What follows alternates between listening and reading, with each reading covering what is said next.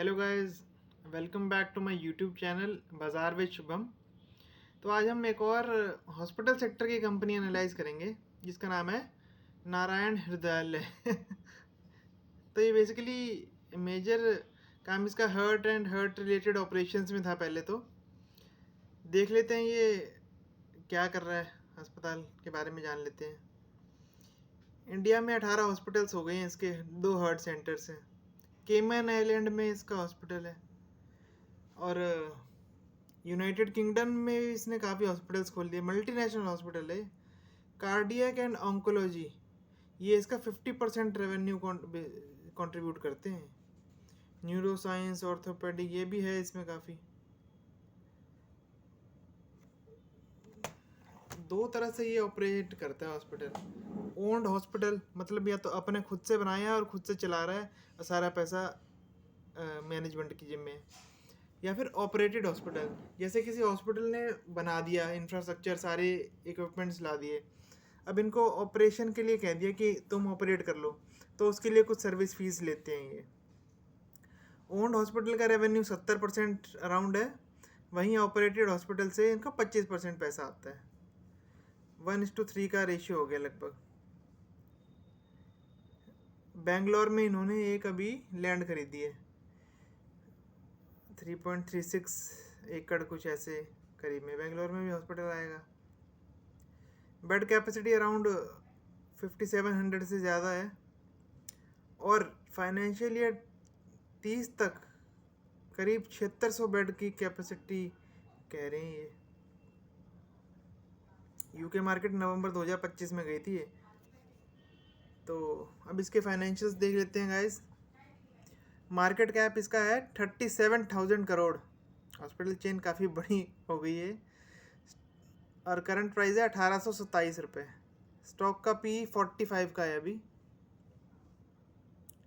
FII ने 11% माल hold कर रखा है। पब्लिक के पास 17% है। प्रमोटर 63%। स्टॉक ने कुछ रिटर्न तो दिया है भाई इस साल। वैसे कंपाउंडर है, कंसिस्टेंट कंपाउंडर ही है ये। अच्छी ग्रोथ और अच्छी रिटर्न दिया है इसने अपने शेयर होल्डर्स को। इस बार के रिटर्न भी लगभग 40% ज़्यादा ग्रोथ दी है इसने, पर ऑपरेटिंग मार्जिन डिप हो गया क्योंकि ये एक्सपेंशन पे है। यूके और केमन आइलैंड पे कर रहा है।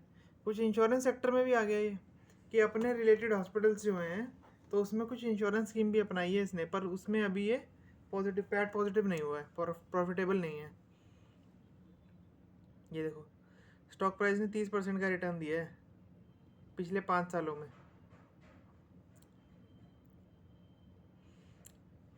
वर्किंग कैपिटल डेज माइनस में है,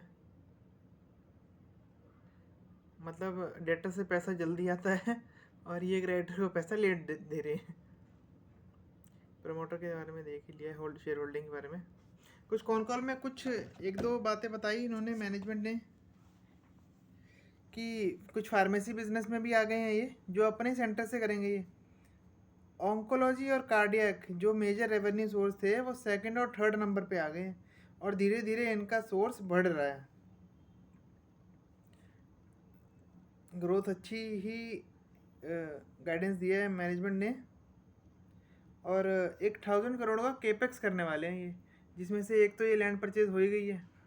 बाकी जो भी केपेक्स होगा वो डेट या फिर इंटरनल पैसे से होगा, इक्विटी रेज नहीं करी जाएगी उसके लिए। और जो यूके हॉस्पिटल में इनकी इन्वेस्टमेंट है वो 180 मिलियन पाउंड की है, जिसमें से 150 मिलियन पाउंड का डेट करा है और 45 मिलियन की इक्विटी रेज करी है इन्होंने। और यूके में मैनेजमेंट ने ऐसा बताया कि जो यूके में इलेक्ट्रॉनिक सर्जरी वगैरह कुछ स्पेसिफाइड सर्जरी है उसका वेटिंग टाइम 4 से 6 वीक्स या उससे भी ज़्यादा का है। और कंपनी रोबोटिक कार्डियक सर्जरी भी कर रही है। बताओ, रोबोट्स लोग इस सेक्टर में भी आ गए हैं। तो गाइस कंपनी काफ़ी अच्छी है, कंपनी गुड ग्रोइंग कंपनी है। रिटर्न भी काफ़ी अच्छा दिया है कंपनी ने अभी तक शेयर होल्डर्स को, तो इसको आप ज़रूर के लिए देख सकते हैं। So that's all for today guys. Please like, share and subscribe to my channel.